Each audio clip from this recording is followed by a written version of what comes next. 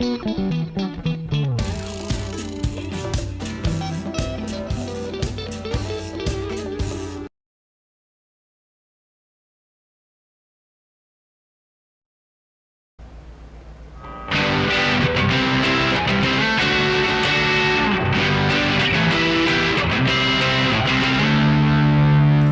here on, we'll refer to chords in each key numerically as well. They will follow the same order as each interval. So in the key of G, the G chord will be the 1 chord. Written, it will be the Roman numeral 1. The second chord is A minor, written with the Roman numeral 2 small m. The 3 chord is B minor, written with the Roman numerals 3 and a small m. Our fourth interval, C, so the 4 chord will be C major, written with the Roman numeral 4 up to the 5th interval. In the key of G, the 5th interval is D, so our 5 chord will be D, written with the Roman numeral 5. The 6th chord is an E minor, written with the Roman numeral 6 small m.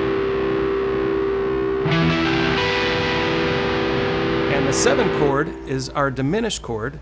The 7th tone in the key of G is F sharp. So the 7th chord will be an F sharp diminished, written with the Roman numeral 7 followed by small letters DIM for diminished. This is a uncommon chord, so the fingering is the 2nd string 1st fret with the index, 3rd string is 2nd fret with the middle, and the 4th string is the 4th fret with the pinky. And of course, you could always resolve this harmonized scale pattern by ending on the G chord.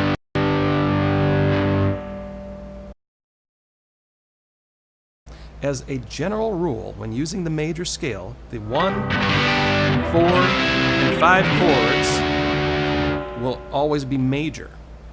The 2, 3, and 6 chords will always be minor. And the 7 chord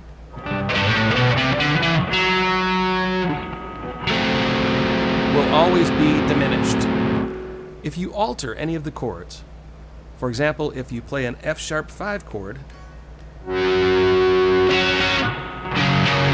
instead of a diminished chord, you might still be able to use the major scale for a lead, but technically you are no longer using the harmonized major scale. You're breaking away from that scale foundation that we're using, and you might find that certain tones will clash if you change the quality of a chord, say from diminished to a power chord or to a major or minor chord, or switching majors and minors. So just keep that in the back of your head when using leads. If you do alter the chords from the scale that we're using, you might have to sneak in a different scale or alter the scale a bit, eliminating a note or two that might not go well with the altered chord. And as we learned earlier in this video, each scale note can also be played as a power chord or a 5 chord. However, we learned that in the key of E, the 7 chord or the 7th scale note played as a power chord will have a contrasting 5th interval against the major scale. Specifically for the key of G, the 7 chord, F sharp, played as a power chord or an F sharp 5 chord, using the notes F sharp and C sharp, will contrast with the key of G major, which uses a C note in the scale. So if you find yourself in a situation playing against an F sharp 5 using the G major scale, you can either avoid the C note altogether, You can alter the C note by raising it to a C sharp for the duration of that F sharp 5 chord.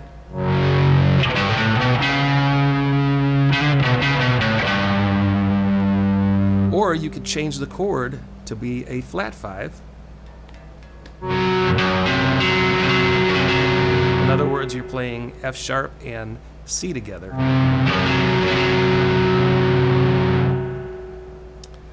But as we see on the sheet music, we are using all power chords for this harmonized scale. So we'll have a G5, and actually, I correct myself, we're now using numerical references, so the G would be 1. So we have a 1-5, 2-5, 3-5, 4-5, 5-5, 6-5, 7-5. And you could always finish that or resolve it by ending on the G. So here is our harmonized major and minor chords with a tempo, followed by our power chords with a tempo.